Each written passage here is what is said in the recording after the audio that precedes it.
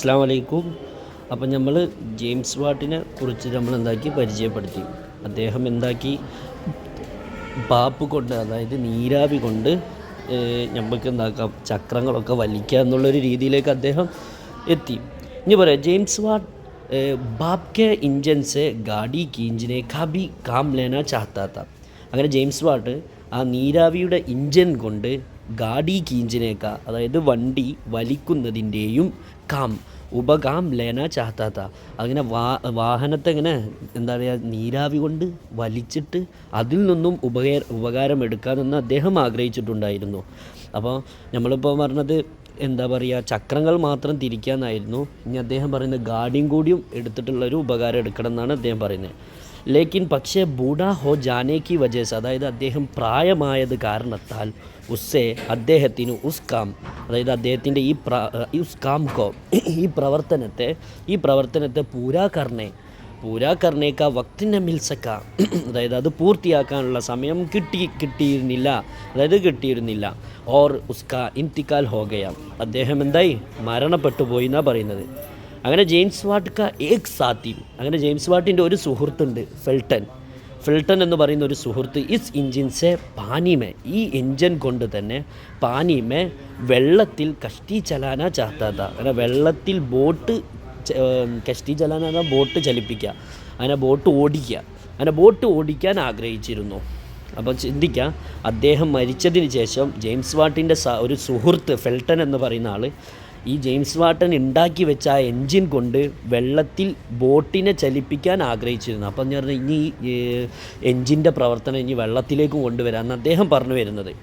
പഹ്ലേത്തോ ആദ്യമൊക്കെ ജനങ്ങൾ ഫിൽട്ടൻ്റെ ഇസ് ഖിയാൽക്ക മദാഖുഡായ, ഈ ചിന്തയെ അദ്ദേഹം കൊണ്ടുവന്ന ഈ ചിന്തയെ മദാഖുഡായ, അതായത് കളിയാക്കിയിരുന്നു, പരിഹസിച്ചു. ഇവന് ഭ്രാന്താണ് അങ്ങനെയൊക്കെ പറഞ്ഞിട്ട് പല പരിഹാസങ്ങളും നേരിട്ടു.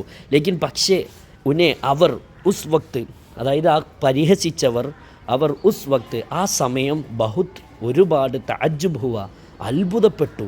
തഅജ്ജുബ് ഹോന പറഞ്ഞാൽ അത്ഭുതപ്പെട്ടു. എപ്പോഴാണ് ആ ജനങ്ങൾ അത്ഭുതപ്പെട്ടു പറഞ്ഞത്?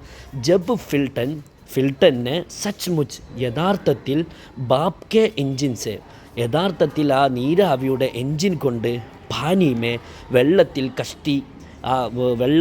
ആ ബോട്ട് ചലിപ്പിച്ചിട്ട് ഓടിച്ചിട്ട് കാണിപ്പിച്ചു കൊടുത്തപ്പോൾ, അങ്ങനെ പറയാം, ദിക്കാദേന കാണിപ്പിച്ചു കൊടുക്കുക. അങ്ങനെ എപ്പോഴാണ് ജനങ്ങൾ അത്ഭുതപ്പെട്ടത്? ഈ ജെയിംസ് വാൾട്ടൻ്റെ സഹോദരനായ ഫെൽട്ടൺ വെള്ളത്തിൽ തോണിയെ കാണിപ്പിച്ച് കൊടുത്തപ്പോഴാണ് എല്ലാവരും അത്ഭുതപ്പെട്ടു പോയത്. ഇപ്പോഴും ഇഞ്ചൻ കൊണ്ട് ഗാഡി കീഞ്ചിനേക്കാക്കാം ബാക്കീത്ത, ഇപ്പോഴും ഗാഡി, അതായത് വാഹനത്തെ വലിക്കുന്നതിൻ്റെ പ്രവർത്തനം ബാക്കിയായിരുന്നു, ഇതുകൊണ്ടൊന്നും കഴിഞ്ഞില്ല.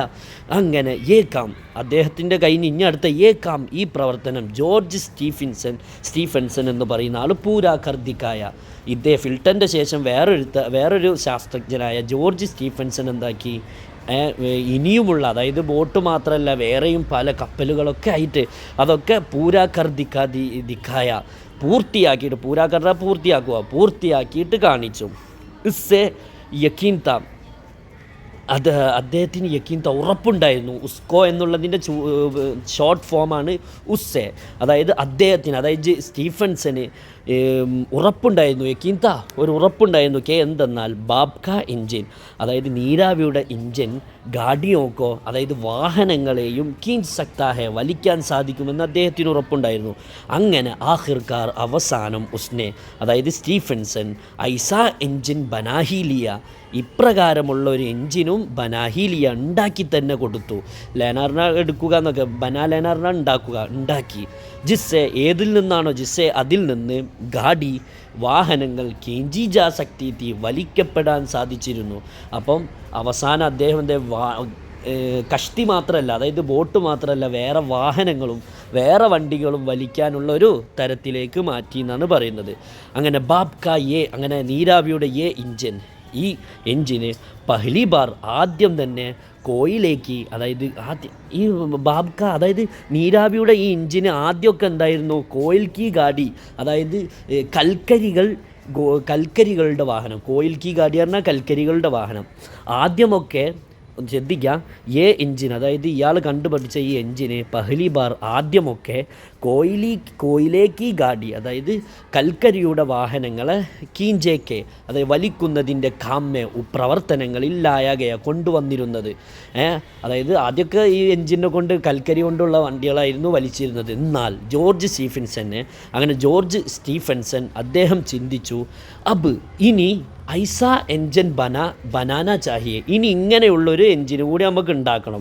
ഏത് എൻജിനാണോ ഏതാണോ സവാരി ഗാഡിയാബി, അതായത് യാത്രാ വാഹനങ്ങളും കീഞ്ചിസൊക്കെ എന്താക്കാൻ വലിക്കാൻ സാധിക്കുന്ന രീതിയിലുള്ള ഒരു എൻജിനും കൂടി നമ്മൾക്ക് ഉണ്ടാക്കണമെന്ന് പറഞ്ഞു.